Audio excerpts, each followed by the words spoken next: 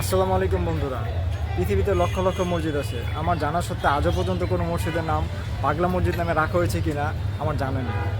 আজ আপনাদেরকে সেই পাগলা মসজিদে নিয়ে যাব এবং তার ইতিহাস এবং ঐতিহ্য তুলে ধরার চেষ্টা করব।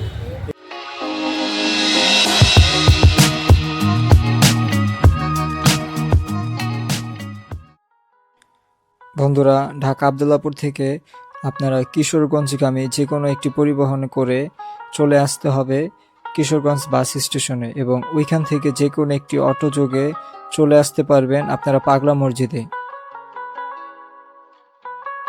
বন্ধুরা, অটো থেকে নামার পর দূর থেকে এরকম একটি সুন্দর দৃশ্য দেখতে পারবেন পাগলা মসজিদের, এবং আজকে সারাটা দিন আপনাদেরকে পাগলা মসজিদের ইতিহাস এবং ঐতিহ্য তুলে ধরার চেষ্টা করব।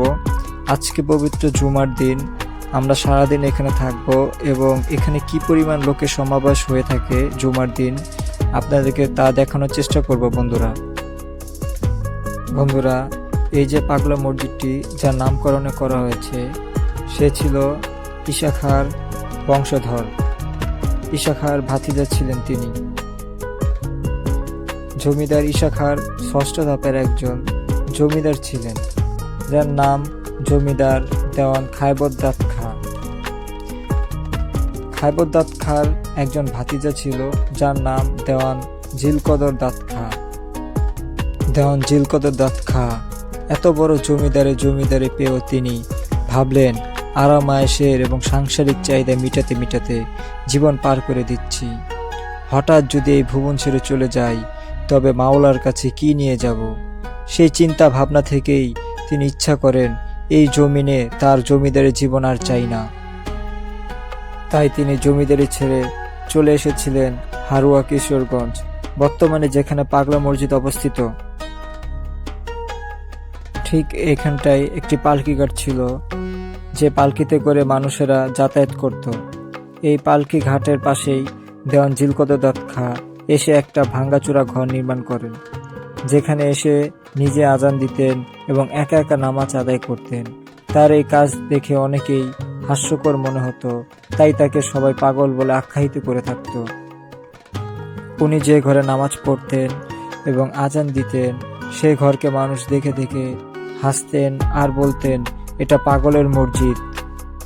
এই পাগল তথা জিলকদর দাদ খাঁ দুনিয়া থেকে বিদায় নিয়েছেন প্রায় 250 থেকে 300 বছর পূর্বে।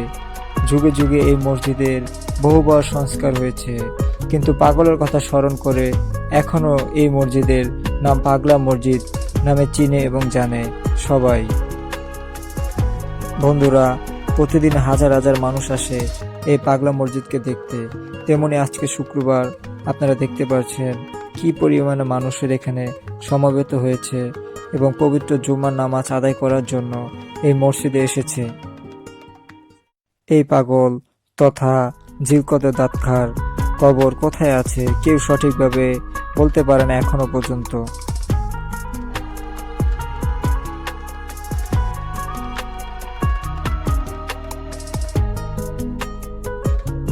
বন্ধুরা, আপনাদেরকে দেখানোর চেষ্টা করব কি পরিমাণে মানুষ দান করে থাকে মসজিদে।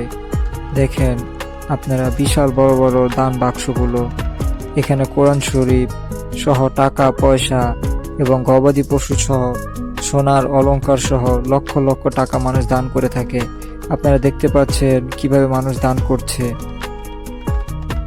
এই যে দান বাক্সগুলো দেখতে পাচ্ছেন, এগুলো প্রতি 3 মাস পর পর খোলা হয় এবং কোটি কোটি টাকা এগুলো থেকে বের করা হয় এবং প্রশাসনের মাধ্যমে এই টাকাগুলো বন্টন করে বিভিন্ন এতিমখানা মাদ্রাসার কাজে ব্যয় করে থাকে এই পাগলা মসজিদের অর্থায়নের টাকাগুলো।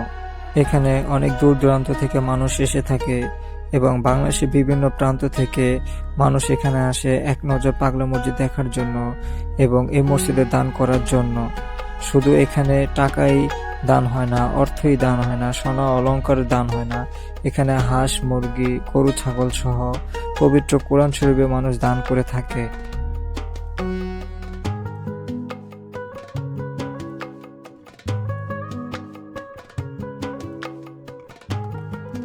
পরিশেষে বলবো, ভিডিওটি শুরু থেকে শেষ পর্যন্ত দেখার জন্য বন্ধুরা আপনাদেরকে অসংখ্য অসংখ্য ধন্যবাদ।